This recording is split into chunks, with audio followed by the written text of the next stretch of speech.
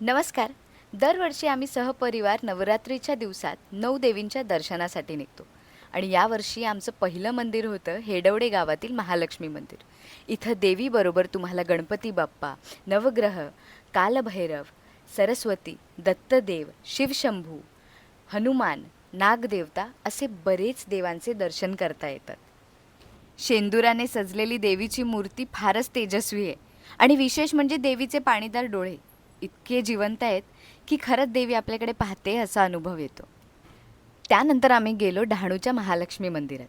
देवीचे दर्शन घेऊन आम्ही मंदिराच्या प्रांगणात गरबा खेळलो. खरं सांगू का, कुटुंबासोबत भक्तीने आणि आनंदाने भरलेले हे असे क्षण आयुष्य आणखीनच सुंदर करून टाकतात. म्हणजे मला ते तसं वाटतं. तुम्हालाही तसंच वाटतं का? डहाणूहून आम्ही आमच्या फेवरेट मंदिरात जाण्यासाठी निघालो, म्हणजेच वज्रेश्वरी देवीच्या मंदिरात जाण्यासाठी निघालो. हे मंदिर आमच्या कुटुंबासाठी फारच खास आहे बरं का, कारण इथे माझ्या आईबाबांचं लग्न झालं होतं. मंदिरात मस्त कथा सुरू होती. कथा आणि भजन ऐकता ऐकता रांगेत वेळ कसा गेला कळलंच नाही. देवीच्या गाभाऱ्यात फोटोग्राफी अलाउड नाही आहे, म्हणून मी तुम्हाला देवीचा फोटो नाही दाखवू शकत.